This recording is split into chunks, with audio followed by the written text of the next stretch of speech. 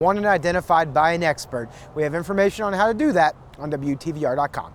Working for you in Richmond, Jake Burns, CBS 6 News. She says it's not a job but a profession, and while she spent years helping solve people's problems, she now faces something a police officer cannot fix. In tonight's Wayne's World, meet Officer DeLuca, patrolling the streets while battling a life-changing battle. I became a police officer 27 years ago.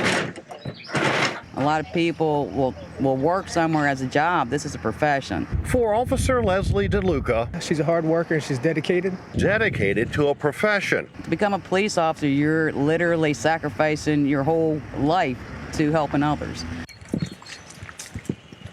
This way. And in Petersburg, we're very busy.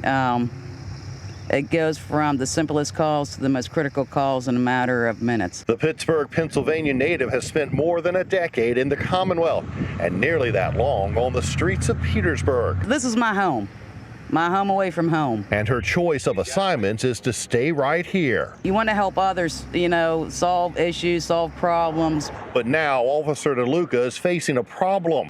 I tell you what, when he told me, it hit me hard. A problem a police officer can't solve. After seeing the doctor, I was diagnosed with breast cancer in April. Right as the pandemic was shutting down medical facilities. A short time later, she got more news. It was stage 3, and through multiple tests, it was discovered was stage 4 and went into my hip bone. While patrolling the streets of Petersburg on 12-hour shifts, she's also waiting to hear what treatment regimen she will undergo. I'm going to fight. That's just me. I'm going to fight. Very emotional for me, but I'm going to fight. Wearing a badge puts a police officer's life at risk. Officer DeLuca is now in a second at-risk group with her health and COVID-19. Okay, yeah. But she isn't willing to come off patrol. Imagine somebody who desperately needs help. What good am I sitting in an office when I could be out here because I'm still going, I'm still healthy, I'm still going forward.